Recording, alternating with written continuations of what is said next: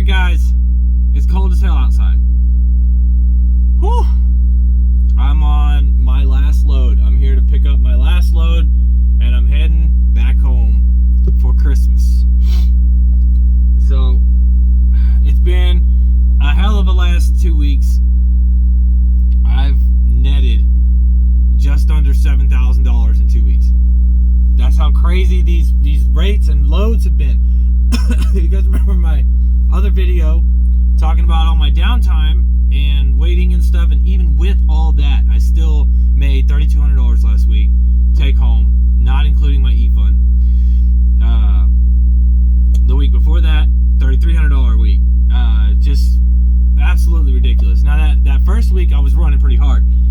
This last week, not so much. I sat around a lot. The rates were just really high, and they were pretty short-ish loads. That had a really nice paying load. It was paying like $5 to $6 a mile in Louisiana, and then $3 a mile load coming out of there, and it was just ridiculous. You know, the amount of how high the rates are. It's usually real good around this time of year.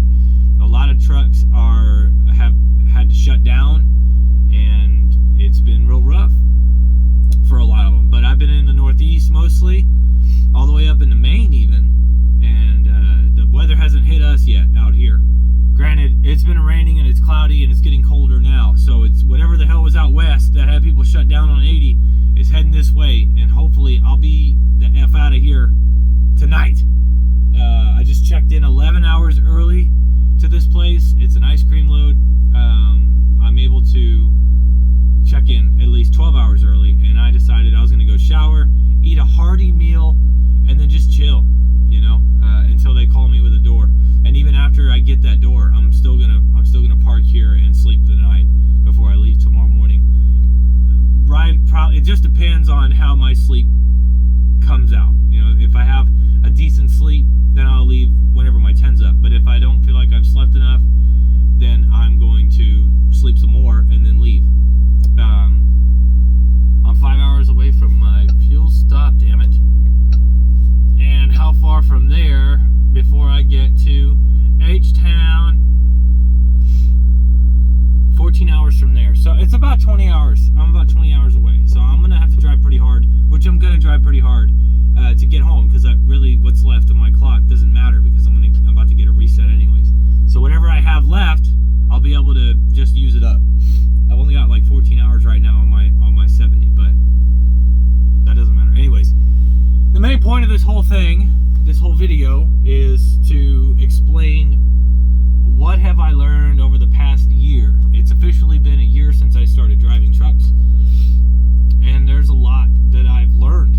For one, you know, the natural backing that I've got, it's just come to me like, back in the day when I first started, I was like, oh my god, those trucks are too close together, or they're on the line, or something's going on and I don't feel comfortable parking in between these trucks, is too tight. Now it's like I look at a spot and I'm like, that's where I'm parking, and I do it. Usually it only takes, if on a bad day, it'll take maybe 2 pull-ups, but it's really just natural now. I've learned backing is essential. Obviously, for reefer, you need to know how to back into docks. You need to know how to back into spots when you're ready to stop for the night. You need it. So I backed. My backing skills are on point. You see, I'm wearing my $45 Prime merch here. Yeah, I'm making money. All right, I'm making a good amount of money. So what else have I learned? I haven't really thought this out. I've learned not to fully rely on the Garmin. Okay, my GPS has gotten me into some messed up situations more than I care to count. Especially when it comes down to like the addresses that you put into it. Do not fully rely on that. I make it a point to consistently cross-reference the address on the Qualcomm versus the address on what they told me in the app, because sometimes the address is wrong. It's not the correct address. Bro, you're about to hit that trailer. He had all this room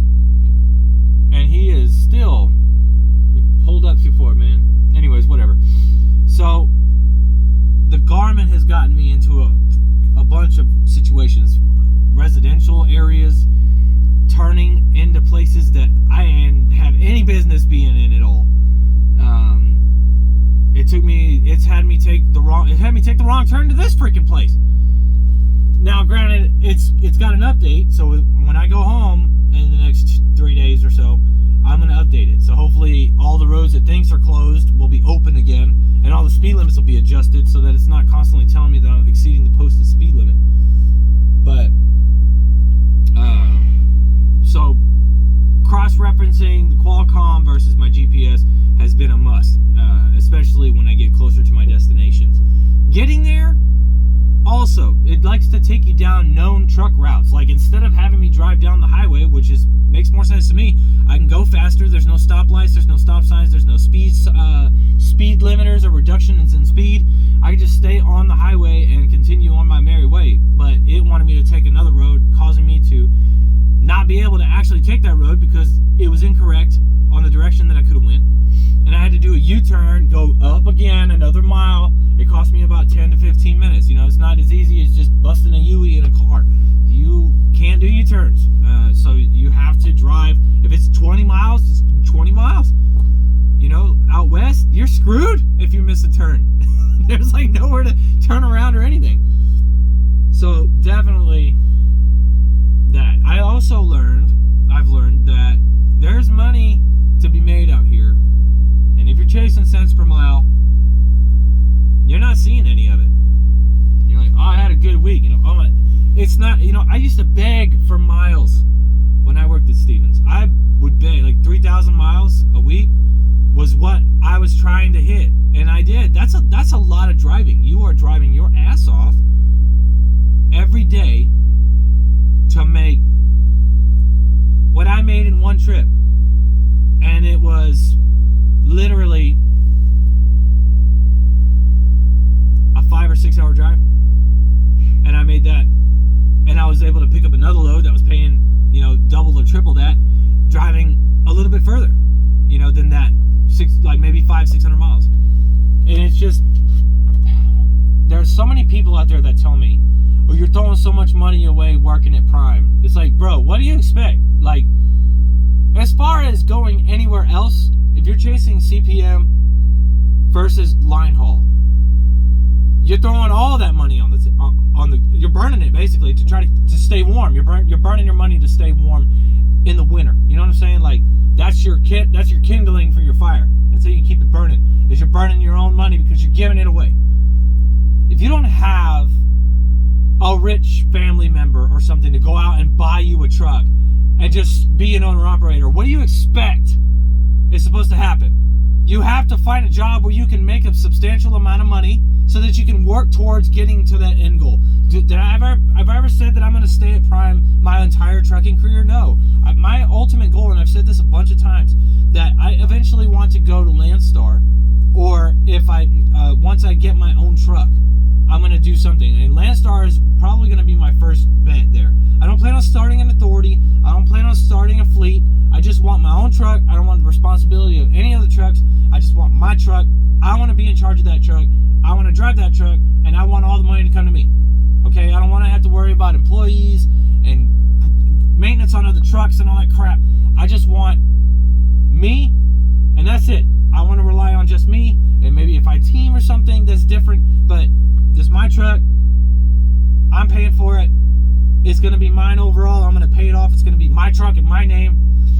That's what I'm working towards. So, like all these people talking about, oh, you're throwing all your money away working your Prime. No, I'm not, dude. I'm making the most amount of money that I've ever made in my entire life working for Prime. And if you've got other avenues or something, you got me like a little hand-me-down beater truck from a family member or something, or somebody loaned you a small loan of $1 million, and you were able to fucking get you a truck from somewhere used for a good price, and you were able to run that damn thing into the ground before you upgraded and bought your own truck. Like, it's not that simple for a lot of people, especially since over the last 2 years. If you haven't been, you know, living under a rock, there's been some pretty substantial changes in lifestyle over the past 2 years. So it's like, it's not as easy as people make it sound. Like, oh, you're throwing all this money on the... What do you expect people to do, bros? Sisters? Like, what do you expect people to do? Get off your high horse, dude, and look at what all of my pay videos that I've made, how much money I'm making. That's good money. $3,000 a week. That's my average. My average is like $3,100 a week. The last 2 weeks. Granted, it's only 2, but still, $3,200 on my first check, $3,300 on my second check. And this one, it's not going to be that high. I expect maybe about $2,000 on this check. Maybe. I lost some money taking that load from Maryland down to Illinois. That one, the fuel, I was at like 7 miles a gallon. All the hills in Pennsylvania. It was a very heavy chocolate load. I was like 39,000 pounds. And then I just took like a little load from Illinois back to Indiana, and I just dropped that about an hour or two ago. And now I'm at my next place, which is ice cream, and I'm sure it's going to be pretty heavy, but I'm heading back to Houston, and it's paying very well. Almost $3,000 to just to drive 1,000 miles. So it's almost like $3 a mile right there. So I'm making great money. I've got 5 kids. I'm able to support all those kids. I'm able to afford a house that has $1,650 in rent each month. I got a brand new Chrysler Pacifica super van, right, with the leather and all that crap and all the fucking doors and bells and whistles, the key fob that remotely opens everything, and it can make you a pot of coffee. Probably I haven't found that button yet, but I'm sure it's in there. We got a paid off Honda Civic that's still got low miles on it. We got about $5,000 in debt every month that we're paying, and I'm still putting money away. I'm making good money. So get off your fucking high horse. Stop telling people that we're wasting money. Stop telling me that we're wasting money. Give us a solution. Don't just say, oh, you're burning all this money. What? How? How am I burning all this money? What am I burning? What money am I burning? This is most of my money that I've ever made. And if that means I gotta pay 28% to Prime to like help me make sure my truck's taken care of, and that the trailers are always maintained and working properly, and that if I need a tire or something, it gets done immediately so I can get back up and rolling again. If that costs me 28% of my revenue and I'm still making $3,000 a week, I don't give a shit. Anyways, I don't want to get heated. I kind of melded 2 videos that I wanted to make into one. Like, what have I learned over the past year, a year over the road? My first year over the road, and my pay, the pay that I've gotten the last 2 weeks, which is just under $7,000 for 2 weeks worth of work. I've been running on recast, and I haven't even taken a 34 yet. I got 14 hours left on my 70 right now, and I don't know how much I'm getting back at midnight, but I'm sure it'll be 8 to 9 hours or something. I don't know. Only the last couple days have I been only driving 4 to 5 hours a day on these short loads that are still paying pretty decent. But it's nice because you get all that rest. You get to rest. And you think, driving, oh, it's not that hard. Yeah, it is, man. It's mentally taxing. You got to worry about people driving. You got to be 360 degrees, man. All the time. Scanning. Look. Scanning. Look. I mean, your brain is firing on all cylinders at any given time, all day long, for 10 hours possibly a day. Like, it's mentally exhausting. And that is just as bad as being physically exhausted. Especially if you go to some of these damn places where they raise the freaking trailer up too fucking high. And then you got to sit there and crank on it while it's fully loaded in low gear, and then hope that the damn legs don't give out because they pushed it in there the wrong way or something like that, and the legs are kind of bent a little bit, trying to get back up into the little housing units that it sits on, and it's like, and you're like, you don't want it to fall on you. 40,000 pounds plus however much the trailer weighs, probably like 10,000 pound trailer. It's made out of solid steel. So I've learned that if you back up too much and you realize that reefer's about to hit the back end of your cab, and that lip, your fifth wheel, is now tipped the wrong way, and that kingpin's catching that tip, just hit the suspended height button on your truck, and it'll drop your back end enough to clear that again so you can get back up under it, or get up in front of it so that you can drop the trailer as much as you need to. Or you can try to wave down one of the yard dogs and tell them to help you with it, like at least have them raise it up so you can lower it more easily in the high gear. Yeah, so that's one thing to do. But usually they're always, sitting on their ass, like this one over here, on his phone or something, just waiting for a trailer to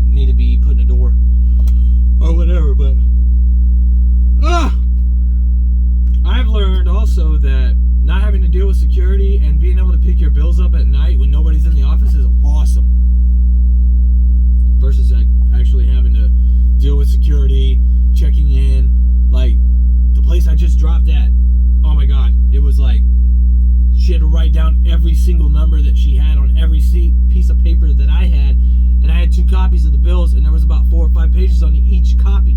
So it's like she had to write all these numbers down. It literally took 15 minutes for her to just write the numbers down after I gave her all the information I had to. So yeah, anyways, I'm about to cut the heat on. It's a little nipply in here. This probably could have went a little bit better. I probably could have talked about some more stuff. Why is that still on? Oh, my lights are on. Oops. And yeah, that's it. Remember, just ladies, love it, hate it, rate it, take care. We'll see y'all another time. I hope y'all have a Merry Christmas, Happy Hanukkah. Any other holiday someone might have come up with that they're trying to make a thing. I hope that y'all all have a merry, happy, great time during this time. And